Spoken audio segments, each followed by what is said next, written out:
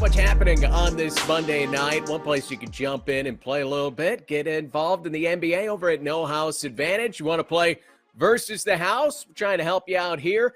Give us a like, subscribe, keep up with all of our shows, our DFS offers, our giveaways, and much more. Once you do subscribe here to the Odd Shopper YouTube channel, you can hit that notification button. That's going to give you alerts when our shows go live. Don't forget, almost all of our content is available in podcast form on your platform of choice, and you can help us out by leaving a 5-star review. That's super convenient, right? You go to the gym, you're on the treadmill, the elliptical, whatever the heck it is you do.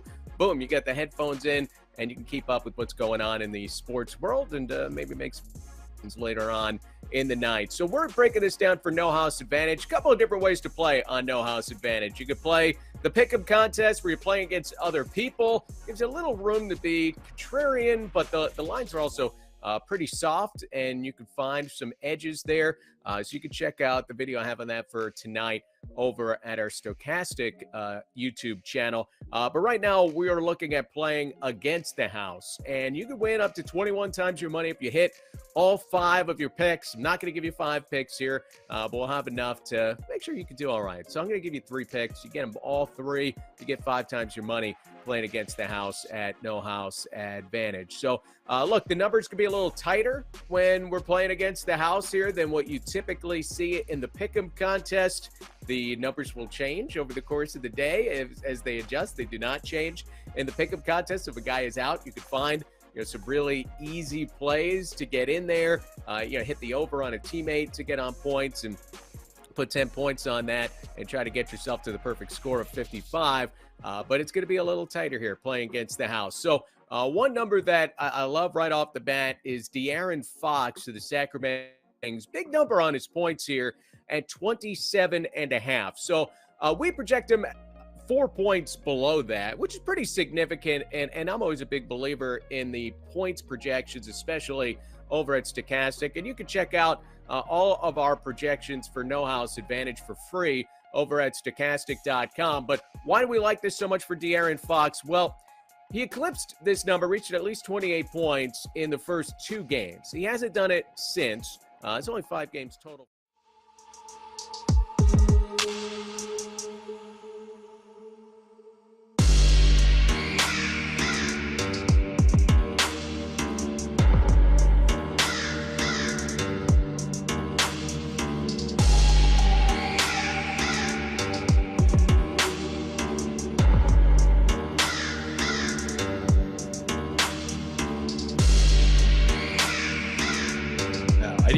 I had Karl Anthony Towns. Towns was my number 1 player. Doncic was my number 2.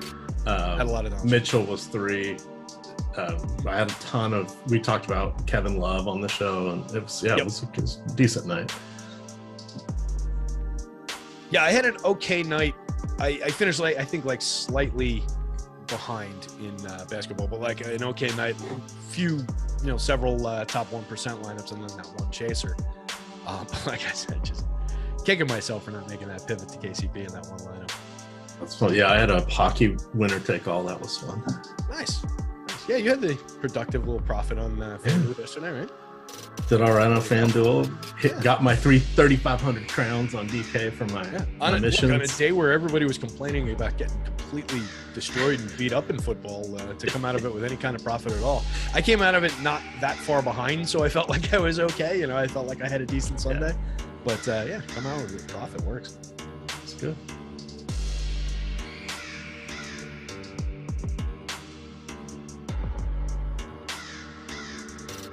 All right, Stokastic, here we go. It's your old pal EMac coming to you with one Terry McBride, T McBee, as we break down a little Monday No House Advantage.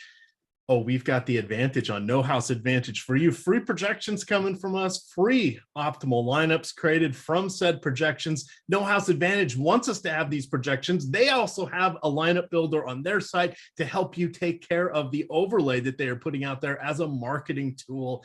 What's not to like on this Halloween? Trick or treat, Terry. Trick or treat.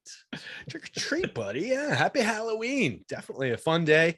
Haven't really seen all that many people outside in costumes yet. It's kind of a gloomy, rainy Halloween here in Jersey. It's not actually raining yet, but it's kind of like it's in the air. It's on the way.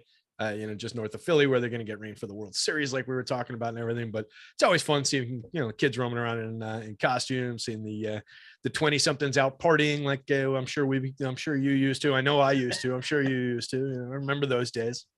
I was saying on the baseball show, I'll probably just say, what's your best Halloween costume? Your most epic. Man. I've gone as Elvis. I went as the Man once. See, I always went like super basic Halloween, just like, I'm just going to grab whatever from the store and kind of throw it on and be this and like, try and get away with something. Like I'm terribly lazy about that. But like when I was a kid, I did like, Freddy Krueger. I had the full on like the rubber Freddy mask with the glove and like, whatever they sold for $20 at Toys R Us, I'm sure. And, I was Peter Pan when I was like a real little kid. So my mom's got the picture of like, yeah. But I mean, it's like, the full on, like, it's the 80s. So it's like full on green tights and shit. Like, so it's like me in green tights. My sister was like a little rabbit or something like that. So that's like very nice. Yeah. Halloween's always I was a trailer park woman one year. It was pretty good. Had the blue eyeshadow. Greg Ehrenberg tells stories about that when you were living under the bridge that year, right? That was the same year. Yeah. I walked around with the, with the no filter Pall Malls dangling out of my lips, had curlers in my hair, big fuzzy slippers, big moo-moo. And then I walked around under my arm, I had a National Enquirer and then when I didn't have that, I had a Publishers Clearinghouse sweepstakes. I may have already won. Yeah, that was pretty good. Then I was a porn star one year before Dirk Diggler. Okay. I was Big Papa the Showstopper. Thank God we didn't. Thank God Polaroid. There's like 2 Polaroids that exist. I had a bathrobe, and then I fashioned, let's just say, an appendage out of some ladies' pantyhose stuffed with some socks. Mike, I don't want to tell you how to do your job behind the scenes there, buddy, or anything, but EMac does have a handle on the screen that could easily probably be changed to Big Papa the Showstopper if we had to. Just saying. Yeah, one year I went super basic. I was on my way to the city to go to a Halloween party and meet my friends and everything. And I had no costume or anything figured out. And it was when that show True Blood was big. And there was the vampire dude who just wore like a pajama top and like jeans. So I was like, all right, I can get like a long johns top and jeans. And then I went and I bought like little press-on nails, like ladies press-on nails. Nice. And I put them on my 2 incisors as the fangs, and I glued them on there. And then for like a year, I had like little pieces of like glue stuck to my tooth. Oh boy. It was like a little bump. The dedication to your craft. I was like, holy shit. Yeah. The dentist finally got it off. They were like, what did you do? Jeez. All right. Well, let's talk some basketball here. Let's talk some No House Advantage. So we could talk about all the Halloween movies that I got back over there. Oh, I put a whole little collection. I've been doing this on the baseball show. I put a whole little Halloween collection over my shoulder there. I'm impressed how many movies you have. That's pretty. What is the total count there? I had a running Excel sheet. I still have it, but I haven't looked at it in quite a while. But it's got to be pressing 1,000, something like that. It was in like the 800-900s the last I actually looked. That's crazy. It's up there. That is crazy. All right. Like I said, if all the streaming sites go out of business, I'm still set. Then you guys will be coming at me for movies. Yes. When the apocalypse happens, right. Hopefully you have a battery operated DVD and television. Yeah. I'll be like the guy who broke his glasses on the Twilight Zone. I'll have all these DVDs. That's just a horrible episode. Just that episode still haunts me to this day. But Dr. DFS says, good day, gents. We have a public holiday in Melbourne for a horse race, so he's tuning in. We've got No House Advantage bringing you 2 different formats here. You've got the Pick'em contests, which is where you play against other users. That's their GPP style format. That's what we'll be talking about today. We lay out, we choose 10 different player props, rank them with confidence points 10 through 1. And when you get the prop correct, you get those points. That's your score going against the other gamers. I believe their NFL main slate football contest filled to like 32% yesterday. So basically it was almost a double to min cash. So just saying, they have NFL contests tonight, and they also have NBA contests tonight. We'll be hitting on the NBA. Also, if you're in a state that doesn't allow sports wagering, you can get your fix here on No House Advantage. That is their versus format. These are dynamic props, meaning they move with the market, but you can choose 2, 3, 4, or 5 questions, and then you get a variable payout based upon the number of correct props that you get. You got to get all of them right, or you get a 0. But if you get them all right, you can get up to 21 times your money. That is the 5x, or the 5 player prop card. But we're going to talk about the static props. We say these are static. These are like salaries with on the other sites. They announce their overs and unders for these various players. If news happens, they don't change those lines because that's what we're building our lineups off of. So think of those like salary. Terry, you had mentioned one of the key ones that we have. We may see Ben Simmons play. We may not see Ben Simmons play. He is questionable heading into this game with a sore left knee. Other people who are out, Walker Kessler's out for Utah. And then we have, there was one with Josh Giddey. Oh, that's Monday. Brook Lopez. He popped up as questionable. He's now probable. He's dealing with an illness. So just keep tabs on that. There's clearly something going around the NBA at this point. We're seeing a lot of players who and Joel Embiid is also questionable Embiid as well. Yes. Yeah, non-COVID illnesses kicking around. I didn't know those were allowed these days. At least that's a good They're thing, just right? telling us it's not COVID. Everybody, you gotta believe it's COVID. Is it just progress? Alex Jones going on. We getting out of this? All right. So Ivica Zubac up at the top. Please get me out of Alex Jones as quickly as possible. If we're looking at our unders. And this is something you'll want to do because, we don't always take overs because on No House Advantage, there are a lot of unders in these tournaments that we can look to. Ivica Zubac has a PRA, points, rebounds, and assists of 34.5. We have him for 24.4, which is right in line with his per 36 numbers. How is he going to get up to 34? I don't know. I guess the thought of that would be he's going to play more because Şengün? I don't think so, but I like the under on this one. That's our best under of the day. I'm sure you like that one as well. What else kind of pops out to you there, Terry? Yeah, that one stands out pretty strongly at the top of the board. It's just misprojected against where we've got him. He's been playing 28.9 minutes a game and putting up a 22 PRA per game. So that's just way off of where he's at, what that line's at 34.5. Even if he goes over, and we've got him projected right on 28.5 minutes. He's been playing, like I said, 28.9, but that's bounced between 23 last game, 34, 35, the two before that, 21 before that. So it has bounced around a little bit because they've gotten lit up a couple times and he just hasn't had to play the fourth quarter. They went small in one game. He didn't play much of the fourth quarter. So the minutes can be a little bit variable, but let's say he does go to 34-ish minutes. I still don't think we're there. I mean, looking at his PRA number or his per 36 from last year over the course of last season, the per 36 PRA just comes to a 30.1. And we haven't seen him play 36 minutes. We've seen 34 and 35, like I said. So let's say he goes out, split the difference, call it 32 minutes. I think we're still 5 or 6 clear of this 34.5 that we need. So it just feels like a comfortable lock up toward the top of the card on, call it highest or one of the highest confidence picks. Yeah, absolutely. One of the other ones you had mentioned that with Simmons out, that could impact our the Kevin Durant rebounds. So currently the line is 7.5.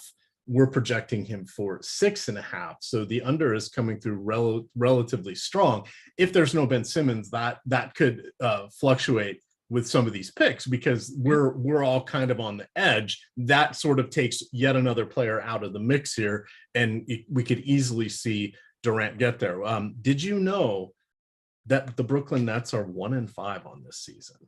I did. I live in the New York metro area, so they are not the most. You're not that anybody really cares about the Nets, but yeah, your Knickerbockers are no longer the most dysfunctional team. Well, in the NBA, I don't know. No, they're actually. I mean, this has been a rare little stretch that maybe the basketball hasn't been as top notch as you might want it, but at least they've had like a functional environment. The clubhouse, the players seem to like one another. There's no illicit sex going on in trucks outside Madison Square Garden, like with Stephon Marbury and Isaiah Thomas and all. I mean, presumably, I don't know. These things aren't in the headlines. Let's put it that way. Allegedly. Yeah, right. I think the Nets ones are worth talking about. There's a couple there on the overs side.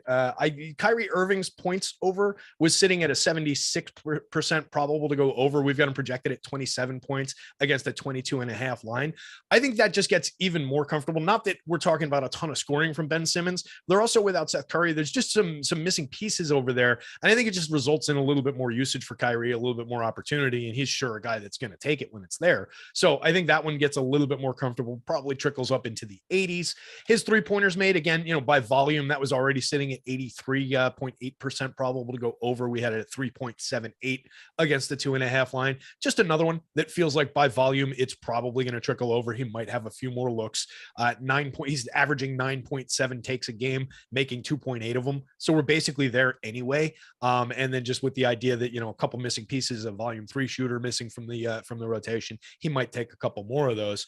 By the same token, on the unders side of the board, we did have the Kevin Durant one, which was the one that I spotted initially. We had him projected for 6.05 rebounds against the 7.5 line. So it was looking like right around an 80% to go under. But now I'm thinking if we take Ben Simmons out of there, that might lead to KD at least projecting out more toward right around where that line is. And I think that holds up looking at the per 36 rebounds last year, 7.2 rebounds a game. There was no Ben Simmons on this squad last year. KD was doing a lot of this work himself. There was no Kyrie a lot of these games. So I think that 7.2 is somewhat reliable. We've got KD projected for 35.4 minutes. So it's probably right around that 7.5 line. So it just takes it off the board for me. It's not one that I would say go to the over, go to the under. I just think we just don't play that one. Yeah. Did you know that Brooklyn has the fewest rebounds of any team in the league? I did not. That's kind of surprising. They're 2 below Philadelphia. Also surprising to see. That's another one. Yeah. Team there. It's just interesting. So the other thing to remember is obviously Indiana, sorry, not the Colts, the Pacers. Indiana Pacers are the opponent tonight. These two teams are second and third worst in the league for defensive efficiency, allowing just over 117 points per 100 possessions.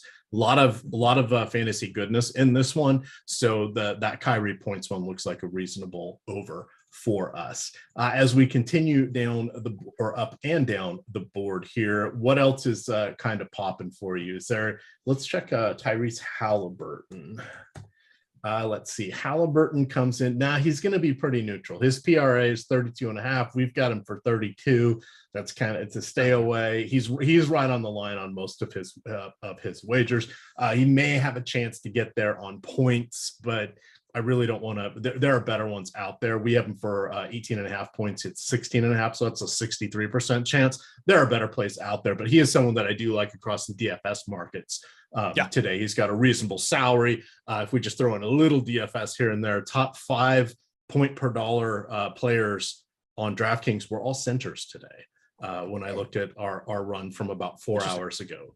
So Halliburton and Kevin Durant were my 2 featured plays actually in the Building Blocks article. Only because I haven't dug too deep into the slate yet. I got up and did the baseball show and just been kind of kicking around preparing for this.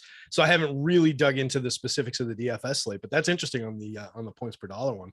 But to your point, yeah, there are a few better looking. We've got several different PRAs in the 90s if you want to talk about any one of those. Yeah, let's look at over here at Jalen Smith. So staying in this same game, his points, rebounds, assists is 15.5. We've got him projected for almost 24 points, rebounds, and assists. That's about a 90 over on this one. They've had the fluctuating front court with Miles Turner in or out, but still 15.5 is relatively low, especially for someone of Smith's caliber. So that one kind of pops up. Another one is Brandon Clark. So we'll have to see what happens. Ja Morant was dealing with an illness, missed the last game.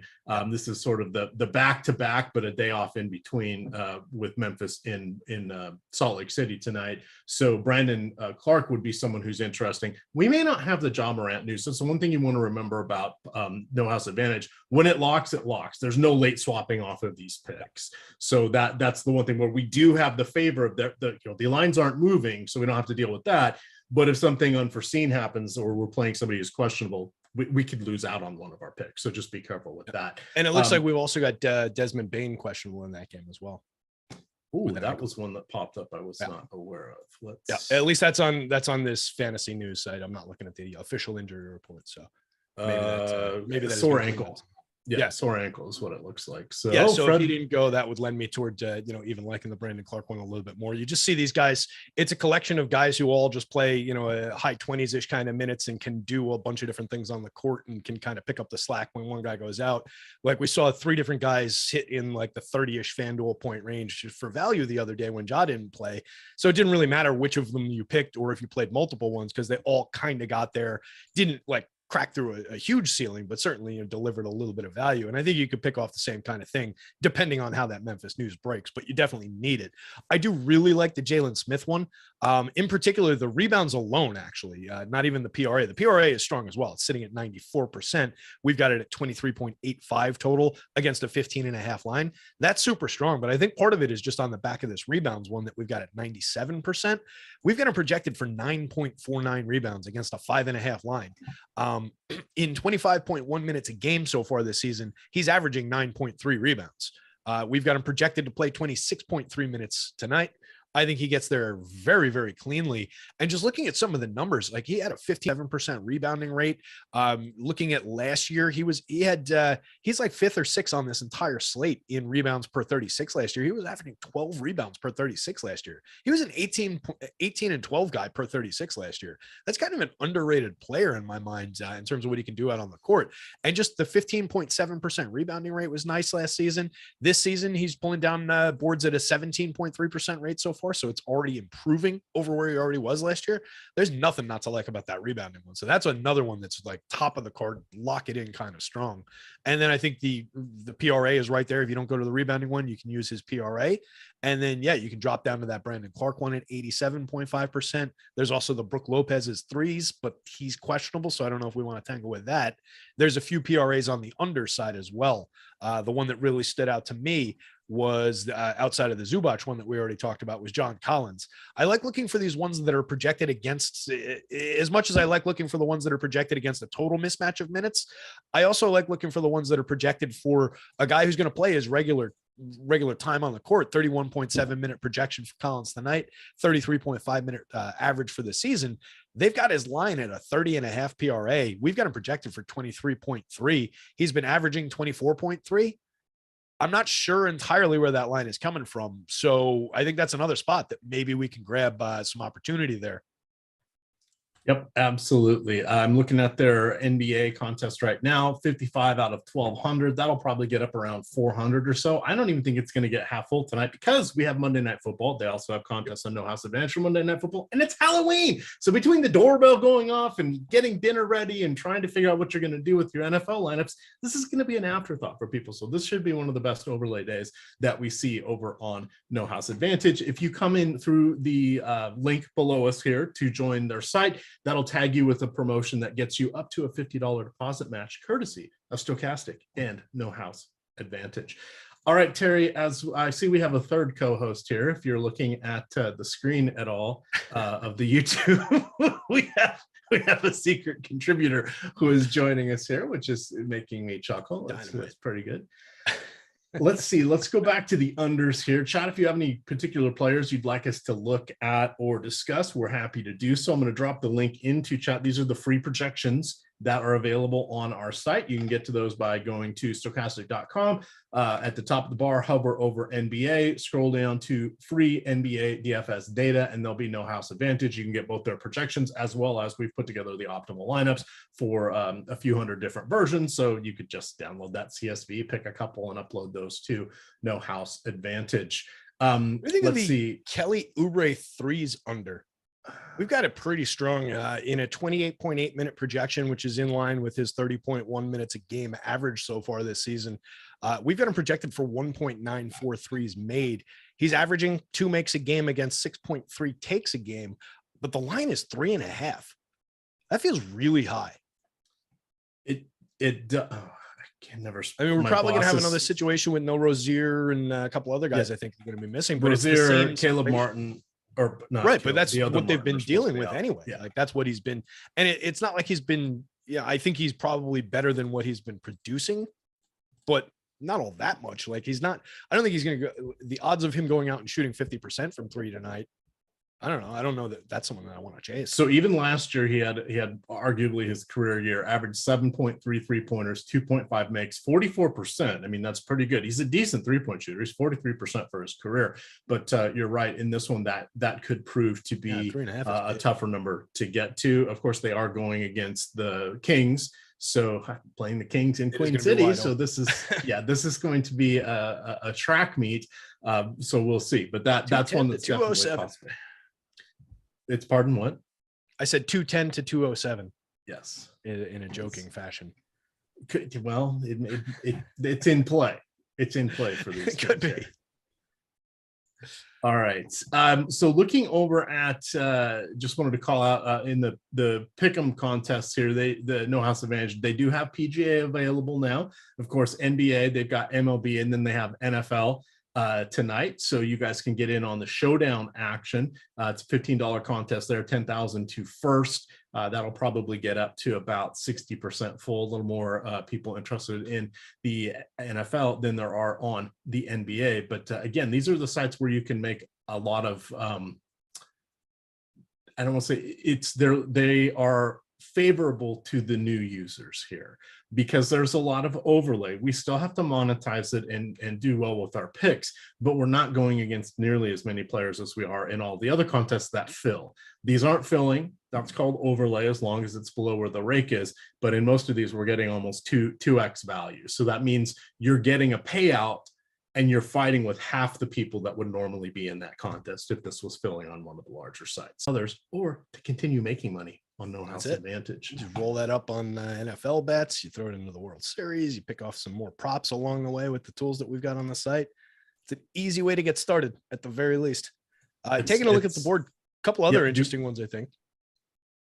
Fire off. Do a couple more, and then Okay. we'll talk about the versus the house odd shopper, and we'll get on out here.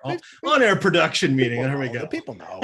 They know where these contests are. They know they can play against the house. They know they can win up to 20 times their money if they get all 5 picks right on one of these other contest cards against this. So I think the people know where they need to make their bets. What they want are the picks. So I think one of the good ones that's sitting on the board in that same game, the Indiana, 9 is the projection. He's going out making 4.1 so far this year. More importantly, taking 9.3 a game this year.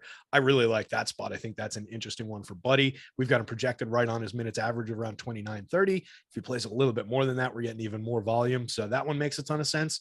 And then the other one that kind of stands out was Dylan Brooks, only 1.5. So with all the Memphis guys in, we've got him for 2.49. Assuming any of those Memphis guys don't go, I figure that one just goes up by a couple additional looks. So naturally, I think the makes probability goes up even higher. That one was already sitting right around 80%. So I think both of those are pretty strong.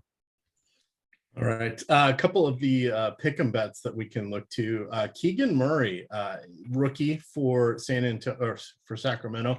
He's been kind of an interesting player. He does not contribute a lot when it comes to rebounds and assists. It's also interesting to see that most everything has been done on his scoring, but he's coming in at 17.5 line. We have him projected for 15 points. And this is something where he is kind of battling for minutes with Harrison Barnes and Kevin Huerter, who came over from Atlanta. In this, they're all kind of redundant players, right? So this could be sort of a hot hand approach. We want to remember that Murray missed the first part of the season in the health and safety protocol, so he's up to a full load of minutes. But this is someone he's on the road now. Not everything may be copacetic. This is going to be his fourth or fifth NBA game. So taking the under in a situation like that seems somewhat reasonable. The other one we have here is De'Aaron Fox points 26.5. That seems pretty aggressive for Fox. He is like the main scorer there, but Domantas Sabonis has been underperforming lately, and I don't think it would be too much to see this get flipped here. We have Fox projected for 23.5 points. Most books have him at 26.5, which is where he is at No House Advantage. So remember, for those of you in states that don't have sports wagering, you can kind of scratch that itch here by creating some player prop cards. Those are two that I think stand out, but you can get all that information directly coming out of the Stokastic projection models onto OddsShopper. It's easy to go over there. It's one of our sister sites. You can just search any player by name in the search bar up top to quickly find stuff. No House is still building out this side of their offering, so they don't have as many wagers out there as some of the other sites do, but they are starting to add them as they get more savvy and sophisticated with keeping these up to date, because nobody likes to hang bad lines We love it when they do, but they're not out kicking their coverage on this. You want the free or the easier money? Well, they got plenty of that in their tournaments. This, they're playing this one straight up. So, but it's still a way to get in on a little bit of the action. Any other thing you want to cover, Terry? Want to throw out one or two more here on the tournament side, and then we can get on out of here. Yeah. I was going to say that Keegan Murray one, just real quick, does make a lot of sense. I think the Fox one might be a little bit tight to chase, just given the wide open nature of the game. A guy who can call his own number whenever he wants and does quite a bit of the scoring over there. 31% usage rate so far this season for Fox. But on the Murray side, 19.1% usage rate. And he's been supported so far by a 68.1% true shooting percentage that I do expect would come down at least a little bit over time. So I would not expect him to continue producing at a super high rate. So I think our current projection 14.9 against that 17.5 line was pretty strong there. And then jumping back over to the old tournament one here, let's see what we haven't talked about yet. We talked about Jalen, we talked about Kyrie, Darren Fox in that game, the rebounding prop 82.5% likely to go over on the 4.5 rebounds line. That's one that might not be one that immediately vaults to mind for a lot of people when we think about De'Aaron Fox, but so far this season putting up 7.2 rebounds a game, a 10.5% rebounding share. Last year it was only 5.4%, 3.9 rebounds a game, 5.7 per 36. So I think there's something to support the idea that he's getting over that 4.5, even if we fall short of our 6.15 projection. I think that one's still pretty strong there. And again, it's a game that's going to be wide open. Got to figure there's going to be plenty of rebounds available in that one. So I kind of like that one. Desmond Bane with the question mark on his playing status. I wouldn't chase the assists there. Maybe Pascal Siakam though, basically just about 2 assists over what the line is at 5.5. We've got to project it at 7.37. That one kind of makes some sense. He's talking about the 36.5% assist rate so far this season, 7.7 a game in 37.8 minutes a game. Last year was average the 7+ that we've got him at. All right. So Fred VanVleet questionable tonight. I suspect he's going to play, but when he is on the court, he of course has the most assists. He has a 25% assist percentage. Siakam is at 21. When we take VanVleet off, oops, I need to not spell it Fred Van Elite.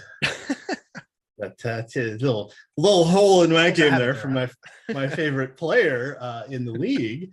Siakam, the first thing you think of is not necessarily assists. Darren Fox, the first thing you think of is not necessarily rebounds. So those ones might be sitting there at high probabilities, but getting left behind by the public at large. So those are kind of interesting ones to chase, the secondary skill sets of these guys that are, very strong skill sets. Absolutely does help with that overlap or reduce it in certain ways. Now, take down of course, the scores, there being only 10, 1 through 10, that there can be a little more overlap that way. But all it takes is anything to go squirrely. You have a better pick on yours, and you're going to be different if the chalk fails. And what have we seen in the NBA thus far this season? Underdogs winning, chalk failing. Wild, wild west out there right now. Coming up after us, of course, we have the NBA Deeper Dive. That's going to be on at 5. We've got the NBA Live Before Lock will be on at 6. And then at 7, you're going to get Showdown NFL Monday Night Football, taking you up to kickoff. We got a lot of sports here. Don't forget, trick-or-treaters going to be ringing those doorbells. Be like me, put a table out on the front porch, put a big bowl of candy, and hope the first few kids don't take all of it. And there we go. So. You were that parent, and I was the kid who used to take all your candy. I would only ever take one at those houses. I played by the rules. Now I'm like, that's where the people that did like the full-size bars in that, you'd go and there would be like 36 Kit Kats just sitting in a bowl, and like, yeah, no, we're not going to take these. Gone. Guys, we don't even have to trick or treat the rest of the night. Let's just go home.